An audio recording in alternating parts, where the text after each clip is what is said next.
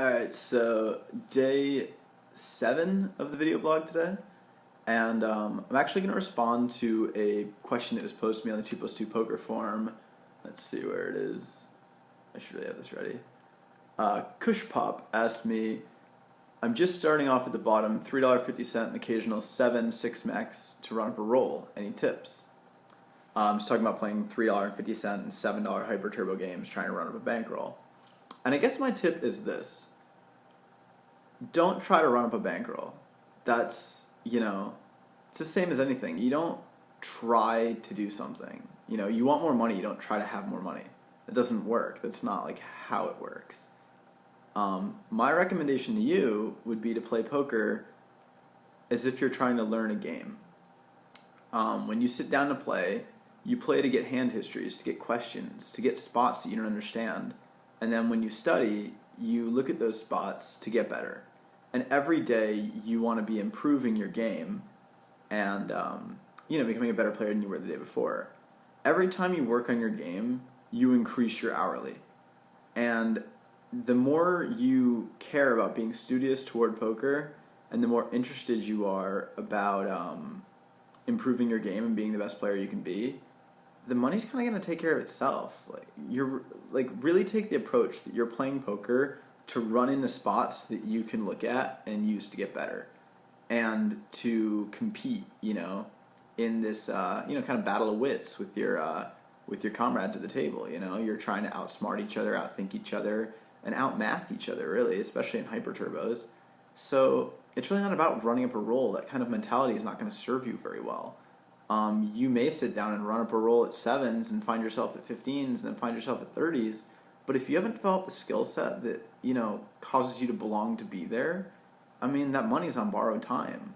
But if you foster a curiosity for the games and a desire to, when I play a session, what makes me happy or sad isn't how much I won or lost. It's how many spots that I come up with to improve upon. And as that number goes down, I can feel myself getting better. And when the spots I'm coming up with are more in-depth and more unique, I'm not looking at, is this a shove for X amount of big blinds? I'm looking at, what strategy could I play with this stack size? What hand should I be min-raise calling, min-raise folding, shoving? What c-bet frequency should I have in this board texture? With what percentage of my hand should I give up here? When I have questions like that, when I have in-depth questions, when I'm looking at, how does this spot affect my equity in the next several hands I'm going to play, and how should that adjust my strategy, and how are my opponents adjusting their strategies? My thought process is always evolving in that direction, and that's really cool for me. It keeps it interesting. Don't get me wrong, you can know how many chips to push for from every position of the table, and there's still infinite to learn in hyper turbos, and all forms of poker. We like to say that poker's getting tougher and that we're so close to solving the games, and that's just not true. We're not even close. We're not remotely close to solving poker. And that's a beautiful and fantastic thing for those of us who want to play poker for a living for, the foreseeable future.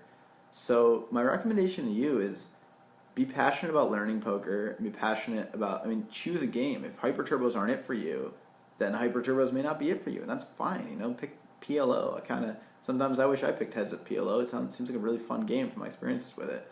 But, pick a game, and if it's hypers and that's what you're into, cool. But be curious, be passionate, and try to get better. And let the money be the passive result of your, your interest in this new activity. I think that I understood that concept better in 2008 when I was starting out in poker than I did a few years ago, or even last year, or probably even most of this year. And that's kind of sad, as a beginner, I understood a fundamental concept of poker better.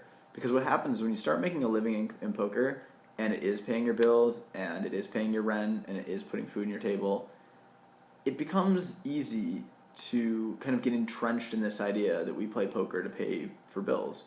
But that's not what any of us got into poker for. We got into poker for a lifestyle, to feel like we're not working when we, go to do what we do for a living. And, because we like the game. And it can be hard to like the game when you're losing, and I certainly understand, and it's definitely been difficult for me this year. And that's okay.